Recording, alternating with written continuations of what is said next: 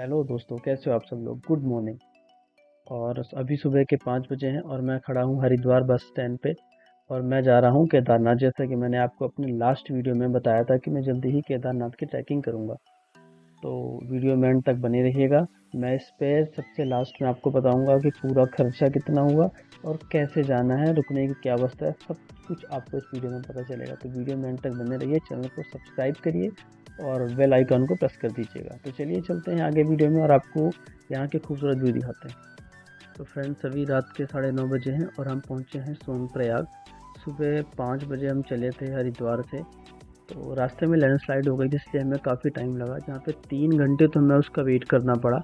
उसके बाद जब लैंडस्लाइड का मलबा हटाया गया तो फिर हम आगे बढ़े। तो अब काफ़ी नाइट हो गई है, तो अब हम यहीं पे होटल लेंगे और यहीं स्टे करेंगे। और मॉर्निंग में 5 बजे से हम ट्रैक स्टार्ट करेंगे। ये हमारे होटल की बालकनी से जो व्यू है सोनप्रयाग का वो है। तो फ्रेंड्स, इस व्यू को एंजॉय करिए और मिलते हैं सुबह 5 बजे। उसके बाद हम ट्रैकिंग स्टार्ट करेंगे।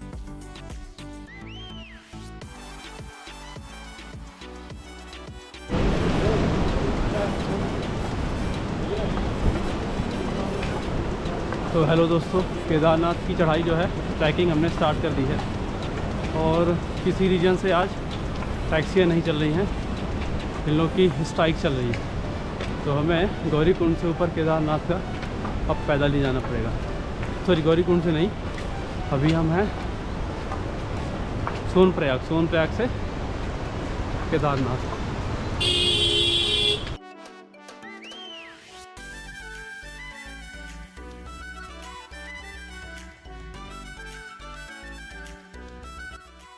आज टैक्सी की स्ट्राइक होने की वजह से लोग ज़्यादा दिख रहे हैं पैदल, और टैक्सियाँ नहीं दिख रही हैं बिल्कुल भी।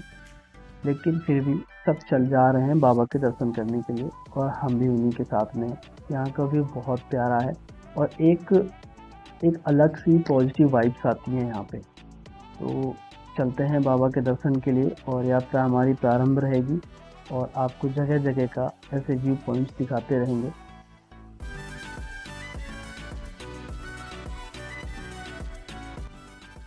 तो अब दोस्तों हम बात कर लेते हैं केदार के बारे में। हालांकि मैंने अपने लास्ट वीडियो में बताया हुआ था, लेकिन जिन्होंने नहीं देखा उनके लिए मैं फिर से रिपीट करना चाहता हूँ कि टोटल 5 केदार है। 5 केदारों में से जो केदारनाथ है इनका अलग ही महत्व है, और ये हमारे 4 तीर्थों में से एक है। और यहाँ पे बहुत भीड़ रहती है हर बार ही। तो इनकी कहानी कुछ ऐसी है कि महाभारत में जब पांडवों ने महाभारत का युद्ध जीत लिया, तो उनको एक आत्मग्लानि हुई कि उन्होंने अपने अपने ही भाइयों की हत्या कर दी। तो उन्होंने भगवान श्री कृष्ण से पूछा कि ये जो हमने पाप करा है, इस पाप से मुक्त होने का रास्ता आप बताइए। तो उन्होंने कहा कि इस पाप से मुक्त होने के लिए आपको भोले बाबा से मिलना पड़ेगा। तो और उन्होंने बताया कि आप उत्तराखंड में केदारनाथ आप जाइए, उत्तराखंड की पहाड़ों में आपको मिलेंगे। तो पांडव उनको ढूंढते हुए आए, लेकिन भोले बाबा उनसे नाराज़ थे, तो इसलिए वो इनसे मिलना नहीं चाहते थे। तो उन्होंने अपना एक बैल का रूप बनाया, एक भैंस का। ऐसे कुछ यहाँ लोकल जो हैं तो मान्यता है, और वो निकल गए। तो उनके पीछे पीछे पांडव भी आए। तो पांडवों ने क्या करा कि देखा बहुत सारा बैल का और भैंसों का समूह है, तो उनको थोड़ा सा शक हुआ कि उनमें से हो सकता है कोई न कोई हो भोले बाबा, क्योंकि तो भीम ने अपना भीम का रूप बनाया और 2 पहाड़ियों के बीच में उन्होंने अपना पैर रख दिया।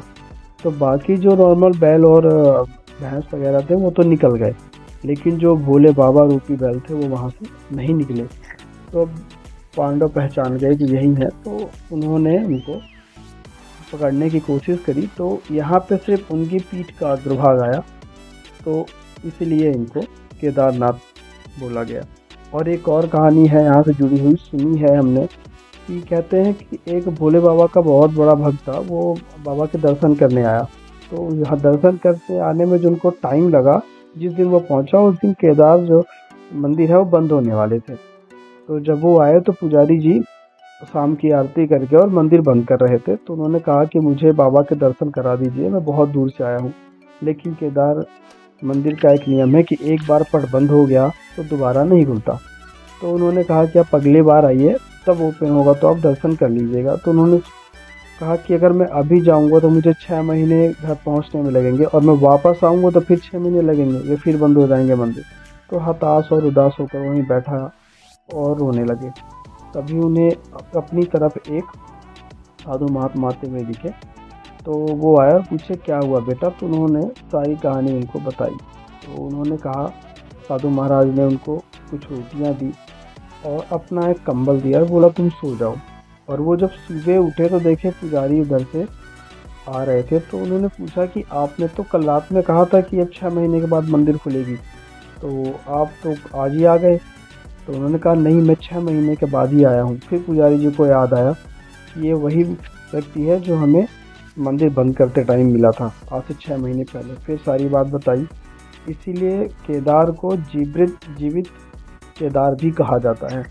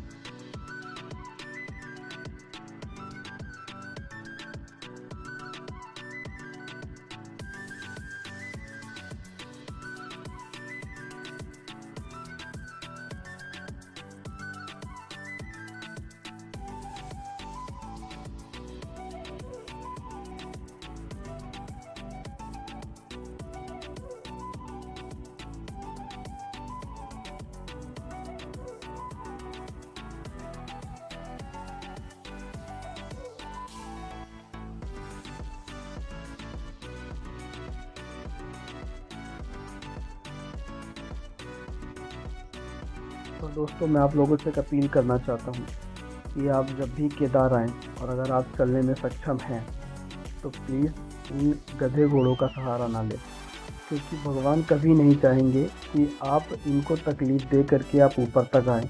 आप चल सकते हैं, सक्षम है, तो आप प्लीज़ ये पूरी की पूरी यात्रा स्वयं करें, क्योंकि आप तो सिर्फ़ और सिर्फ पैसे देकर इनसे यात्रा करते हो, लेकिन इन्हें बहुत कष्ट होता है और इन्हें बहुत मारा जाता है। जगह जगह पे इनकी डेड बॉडियाँ भी मिलती हैं। इस ट्रैक पे मैंने भी देखी है और मैंने रियलाइज़ करा कि अगर हम कोई धर्म कर्म का काम करने आए हैं तो हम इन बेजुबानों को क्यों तकलीफ़ दे रहे हैं। तो मेरी आप सबसे अपील है कि आप जब भी केदार आएँ तो आप पैदल आएँ और इन जानवरों को पर ना आएँ, जिससे कि इन्हें भी कुछ रिलीफ मिले।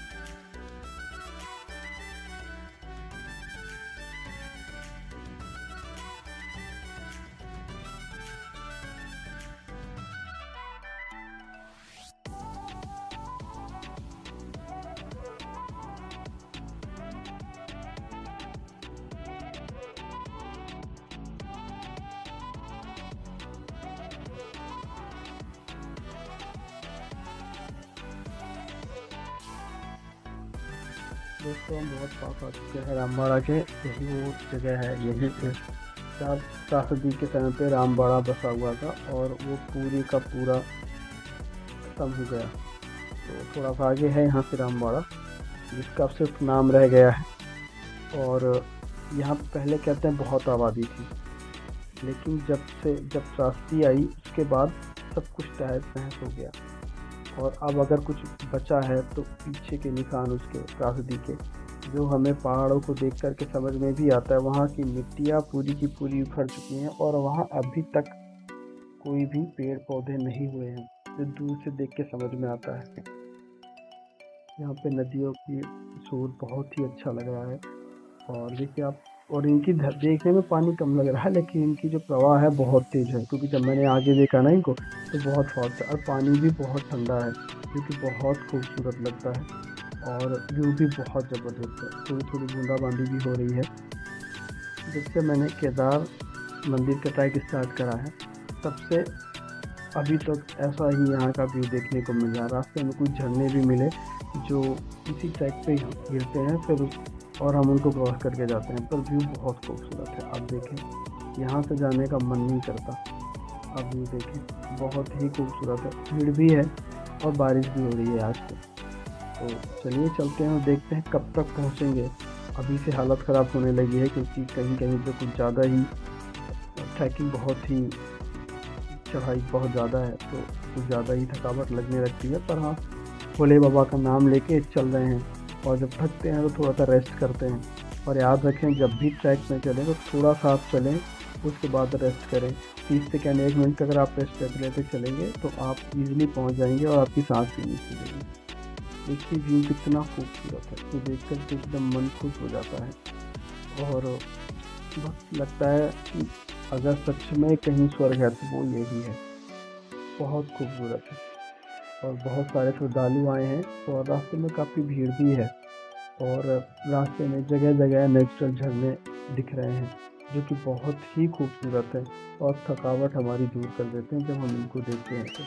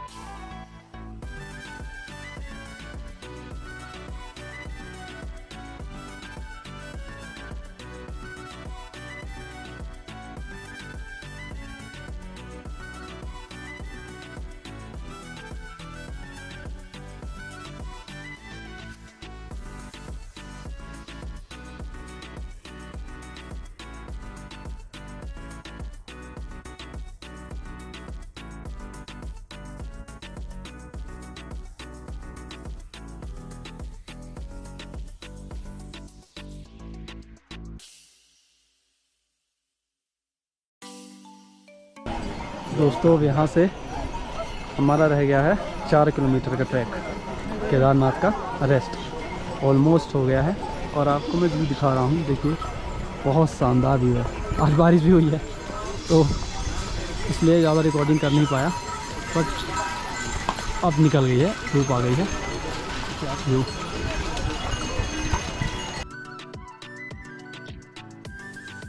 सारे रास्ते पे दोस्तों यहाँ पे आपको कुछ ना कुछ खाने के लिए मिलता रहेगा। ऐसी दुकानें हैं जहाँ पे आपको पराठे और समोसे वगैरह, कुछ दुकानों में तो मैंने जलेबियाँ भी देखी, जलेबियाँ हैं और सब कुछ आपको मिल जाएगा खाने के। तो खाने की तो कोई प्रॉब्लम है ही नहीं यहाँ पे, सब कुछ यहाँ पे अवेलेबल है खाने पीने के लिए। बस हाँ ये है कि महंगा है और महंगा होने का रीज़न भी है क्योंकि बहुत ऊंचाई पे लाते हैं लोग, तो इस रीजन से उसका रेट भी हाई होता है और इस रीजन से है। बाकी सब कुछ आपको यहाँ पे मिलेगा, आपको जो भी चाहिए खाने पीने के लिए, तो खाने पीने की कोई भी प्रॉब्लम नहीं।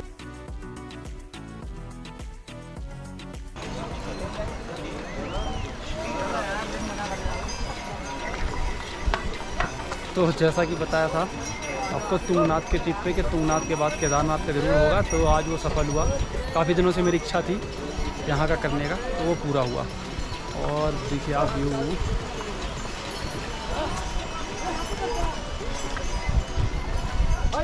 तो चलिए चलते अपना सफ़र जारी रखते हैं बाकी की तरफ।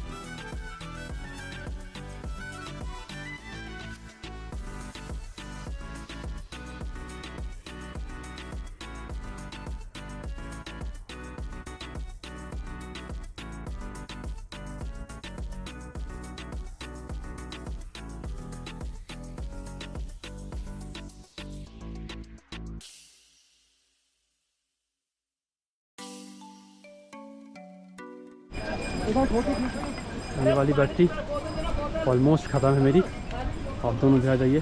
हमारे भैया जी हैं रीवा वाले। अभी इसका रीट करूँगा फिर डालूँगा। बहुत लंबी चढ़ाई है भाई।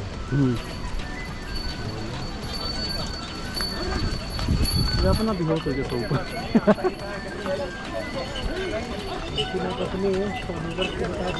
हाँ लगाना है हो बस। गई। हाँ लगाऊंगा भाई। आँखों में नींद का चस्का। ये है हमारे भैया। भैया जी नाम बताइए। कृष्णा। कृष्णा भैया हैं, ये भी हमारे रीवा से हैं। और भैया जी आप नमस्ते भाई साहब। नाम बताइए। आकाश शुक्ला। और ये भी हमारे रीवा से हैं।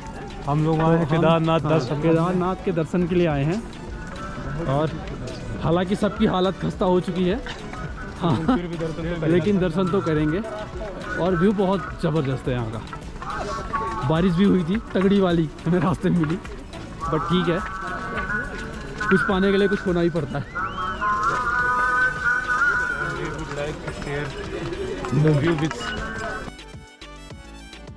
दोस्तों सच में बहुत खूबसूरत है केदारनाथ। जैसा कि आप सामने देख रहे हैं, बर्फ़ से ढके हुए पहाड़ और उसके जस्ट लेफ्ट साइड में प्रॉपर ग्रीन पहाड़ जिनमें आइस नहीं है। तो ये जो कॉम्बिनेशन है ना, ये बहुत बढ़िया और बहुत प्यारा है। जो मेरे साइड में आप देख रहे हैं, ये होटल्स और कैंप हैं। और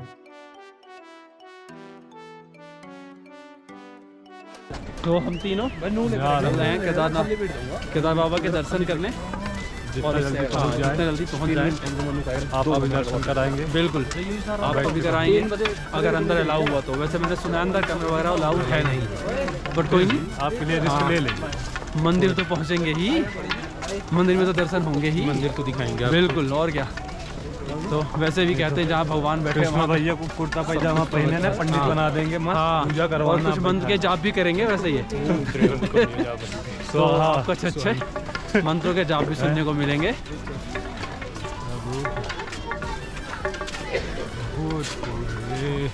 अभी है डिस्टेंस तो हम कुछ थक भी ज़्यादा गए ना, इसलिए ज़्यादा डिस्टेंस हमारे लिए। नहीं आपकी मित्र के लिए हाँ है, पीछे भी थी, 2-3 जगह मैंने और देखी।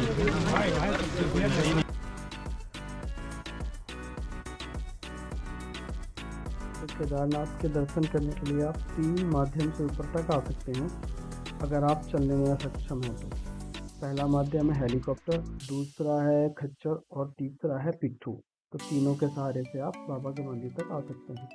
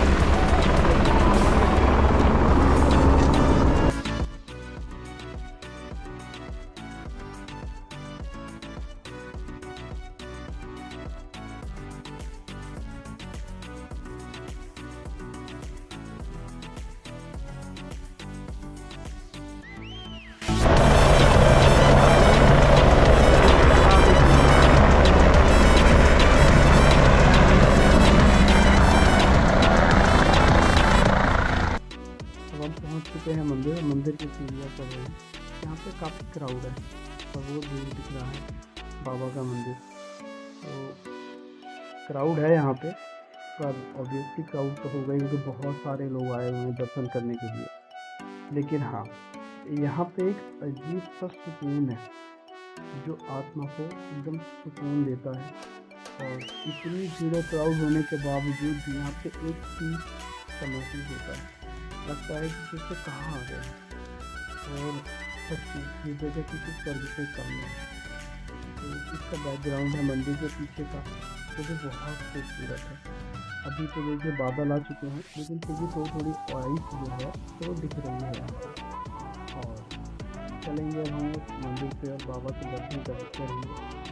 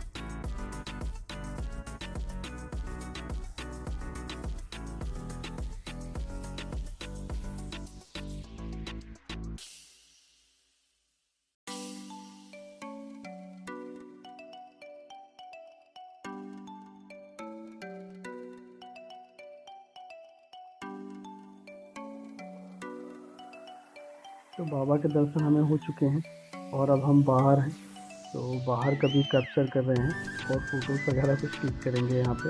यहाँ की कुछ मेमोरीज अपने साथ लेके जाएंगे। और क्राउड काफ़ी है जैसा कि आप देख रहे हैं। और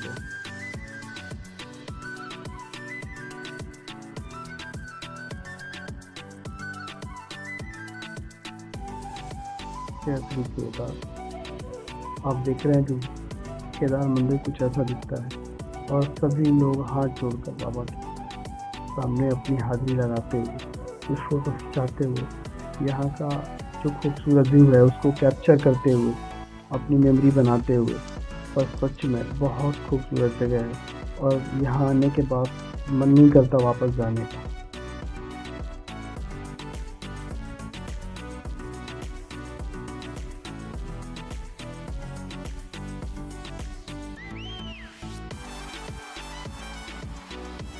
तो फ्रेंड्स, वीडियो अगर आपको पसंद आए तो वीडियो को प्लीज़ लाइक करें और मैक्सिमम ज़्यादा से ज़्यादा शेयर करें दोस्तों तक, और ताकि मैं आप लोग के लिए ऐसे ही वीडियोस लाता रहूं और आपको नई नई जानकारियां देता रहूं।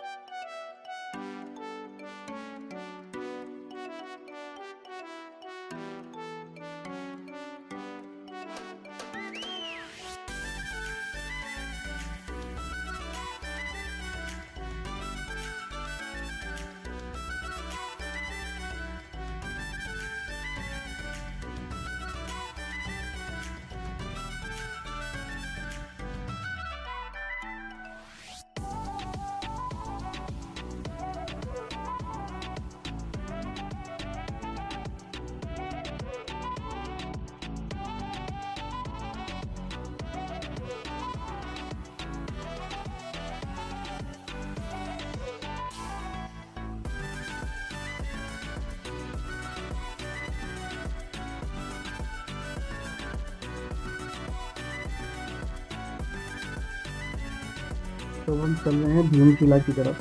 भीमशिला को देखेंगे, थोड़ा सा वहीं पे रुकेंगे और वहाँ की फ़ोटोज़ क्लिक करेंगे और फिर हम चलेंगे यहाँ का व्यू पॉइंट कहे जाने वाले भैरव की मंदिर की तरफ। तो वीडियो में बने रहिए और आपको अभी हम व्यू पॉइंट भी यहाँ का दिखाएंगे, जहाँ से पूरी केदार घाटी का व्यू बहुत खूबसूरत है और वहाँ पे एक बाबा भैरव का मंदिर भी है। तो चलिए चलते हैं उधर भी और दिखाते हैं आपको वहाँ के भी खूबसूरत। दोस्तों, ये है भीमशिला जो त्रासदी के समय पर यहाँ पर आकर रुक गई थी, जिसकी वजह से पानी का फ्लो 2 भागों में डिवाइड हो गया था और मंदिर को कोई क्षति नहीं पहुँची थी। ये बाबा की ही कृपा है, क्योंकि इतनी बड़ी शिला का आकर जस्ट मंदिर के पीछे ही रुकना, ये कोई संयोग से ज़्यादा, ये हम संयोग नहीं कह सकते, ये एक चमत्कार ही है बाबा का। तो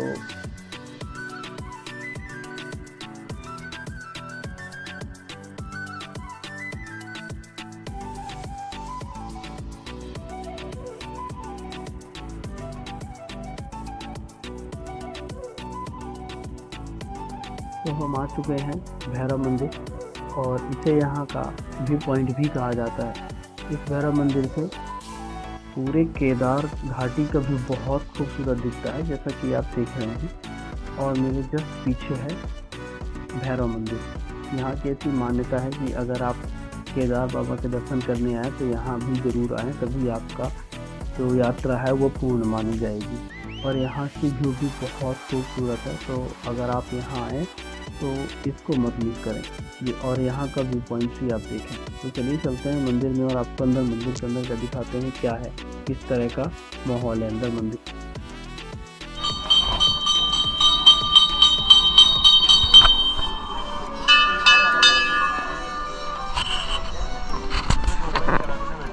కాడా దగ్గర ఉండిందంట